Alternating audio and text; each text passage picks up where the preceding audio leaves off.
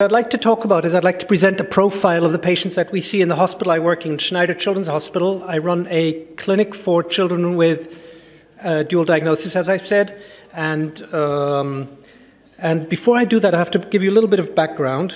No, why doesn't it work? Okay. No, the handheld one worked even less. I'm very good at medicine. I'm not so good at technology. I'm going to present to you the problem that we're trying to deal with, what the solutions are, and only then will I talk about our clinic, and then I would like start a little bit of a discussion and feedback, and I'd like for this slide to move on to the next one. Okay, I'm going over some well-worn ground, but I still think it's important to go over these things. Jeremy, actually, in this very room about an hour ago, said the same thing. Intellectual disability, by commonly accepted definitions, has a frequency of about 2% to 2.5%. That's important to note because in Israel, less than 0.5% are formally diagnosed. In other words, when we talk about in Israel the people with dual diagnosis, with intellectual disability, most people refer to the 0.5% figure and are actually missing about 75% of cases. Probably about a third of the people, children and adults who have intellectual disability, have additional mental health problems. Okay, and no, I've gone backwards. Thank you for noticing that. The people who provide help to these patients, I'm a doctor, so I call them patients. I can't actually see what I'm looking at here. Are A, psychiatry departments for adults and for children. B, we have a specialist unit in Sנייder Children's Hospital in Petah Tikva that I mentioned, the picture of which you saw at the beginning, by the way, for those of you who paid attention. And there's a unit which was set up about 7-8 years ago in Beit Izi Shapiro, jointly by Sנייder Children's Hospital and Beit Izi Shapiro. Two of its members, who are not even in the room yet, will be presenting on that, so I won't say a lot about that. Okay, first of all, about this thing of the generic clinics. Okay. If I've got a mental illness on background of intellectual disability, I can go to the local psychiatric department as a child or as an adult. Very nice. That's a model adopted in many countries. Does it work? Well, we don't really know. However, we did little studies. Shirley Werner, who also presented in this room about an hour ago, and a few others, including 2 people from the health ministry, did a survey of psychiatrists to see what they think about how it works. We published that about 2 years ago. And just giving you the conclusions, because we don't have time for the methodology or anything like that, but we got to about 250 psychiatrists, child and adult, which is about a quarter of the total population in Israel. We asked them, how do you think it works? It was a bit longer than that, but that's what it came down to. And basically we found a lot of evidence for inadequacy of service. The psychiatrists themselves were saying that we had no training in this, we don't really know what we're doing, we don't have any more senior colleague to turn to if we need any help. And a survey of the literature suggests that it's not just that it doesn't work here. This sort of model apparently doesn't really work well anywhere. In spite of all the talks we've heard about integration and mainstreaming, I think mainstreaming doesn't work for this problem, for mental health problems on the background of intellectual disability. Psychiatrists, psychologists who've been generally trained may be excellent. They may be very nice people and have a lot of sympathy for this population, but they haven't been trained in this and they're not going to pick it up along the way. There are very simple options for improving services, which we may talk about today if we have time. Okay, that's the background. Now, my unit. We treat children and adolescents with intellectual disability and mental health problems, as I said. We've been going since about 2001, roughly. We have psychiatrists and paramedical staff. The paramedical staff is 1 at the moment. It's unfortunately mostly psychiatrist-based. That's not for ideological reasons. That's just the way it works out. So the psychiatrists do a lot of the stuff that we would really like non-psychiatrists to do, and obviously they do it less well, but that's life. Okay, and we said to ourselves, I said to myself, I do a lot of talking to myself, who are these people, and what do they want from me? I didn't say that bit.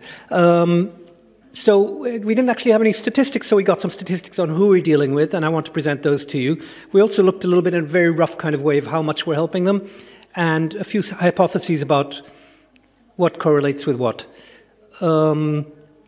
The measures, we don't really have time to go into them, but we used behavioral measures. The ABC in particular is of interest. The aberrant behavior checklist, the second line, is a very commonly used instrument, 58 questions which the parents fill out, items about behavioral problems in this population by Michael Amon. The FAD, the FAD is a very commonly used instrument for for measuring family health or family functioning. The GHQs is a very general mental health measure. אפשר לסגור את הדלתות בבקשה? The GHQ is used to assess minor mental health problems in adults. They fill it out themselves. And the Vineland is a adaptive behavior scale, a sort of funny kind of IQ test.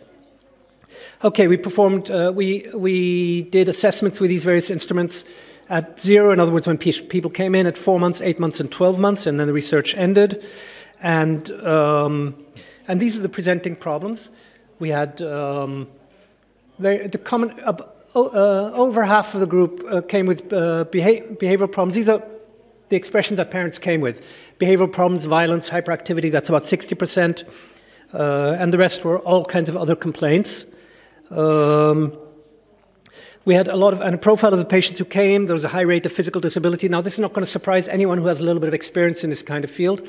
First of all, because intellectually disabled people have physical disability. And if they have physical disability, they're more likely to have psychiatric problems and present to psychiatrists. So the rate of physical disability was very high.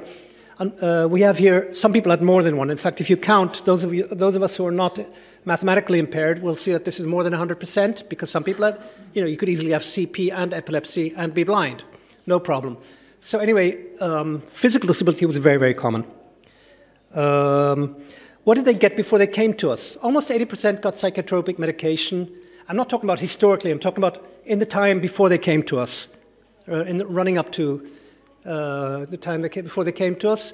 And of those 80% who had psychotropics, most of them had antipsychotics, a few of them had stimulants. I suspect if we'd done this on adults, we would have found many fewer receiving stimulants and more antipsychotics. What did they have apart from medication before they came to us? Most of them had nothing. And that's not necessarily because most of them had been through other hands before they came to us. It's not that they hadn't seen anybody at all. But if they'd seen somebody, they usually had no other non-medical treatment. A few of them had psychotherapy. A few of them had other non-medical treatments. None of them had behavioral therapy. I think that's quite significant in the fact that in my personal view, this, behavioral treatment is the single most important non-medical modality for treating with these problems. Intellectual disability, about half had mild and the rest had below. That is a slight skew downwards. You normally expect more to have mild intellectual disability. This probably reflects that those with more severe intellectual disability are more likely to get referred, more likely to have problems. And of the problems that we saw, about 1/3 had PDD, the rest had externalizing disorders, for instance, hyperkinetic disorder, conduct disorder. About only 3% had no disturbance. In other words, to those of my colleagues who are not specialized in this field, of whom I believe there are none in this room today, if somebody comes to you with an intellectual disability, chances are, if you're just diagnosing the intellectual disability, you've missed the boat. People come to you because they have additional problems. Nobody's going to send a kid to you if there's no additional problem apart from intellectual disability. The behavioral problems that they had, the most outstanding ones were in the area of, on the ABC scale, of course, which has 5 different scales. The most common were in the irritability area, and that seems to be what bothers parents most. Stereotypy was also outstanding. And although they were also, okay, I'm going to keep running. Where did you get that so quickly? Okay, we only recommended to 20% of children antipsychotics, and in overall medication only to 60%. Note that we recommended much less medication than the people who'd been seeing them before us. And in over half we recommended family therapy or some kind of work with parents. In other words, only 20% did we not recommend any kind of non-medical intervention. So this is almost a turnaround of what patients had come to us with. So we had a number of hypotheses that the relative adaptive level would be inversely correlated with behavioral problems, which actually turned out to be true. The lower the children were, in other words, the lower functioning, the more problems they had. We hypothesized that the lower the adaptive function of the children, the higher would be the level of parental mental health problems as assessed by the GHQ, and that turned out to be right for mothers, but not for fathers. That's important. Fathers, these things go by them, at least apparently. We hypothesized that kids would get better over time after a year, and fortunately that was the case, at least on the irritability scale, which was the main problem, and also on some others. But that's not good enough. We didn't see improvement on all scales. and we hypothesized that the greater parental ill mental health, the greater the family disturbance would be, and that again turned out to be for mothers, but not for fathers. Again, these things just pass off the fathers like water off a duck's back.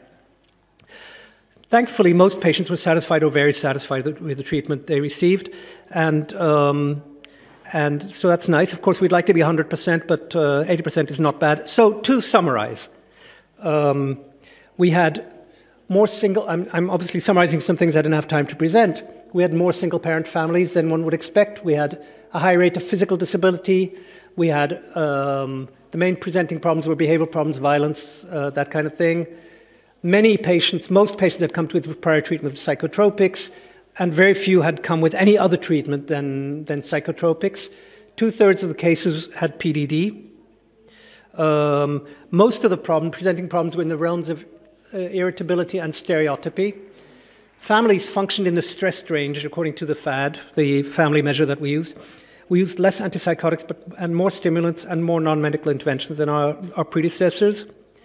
As I said, the lower functioning of the child, the more there was irritability, lethargy, and stereotypical problems, and they were correlated with mother's mental health problems.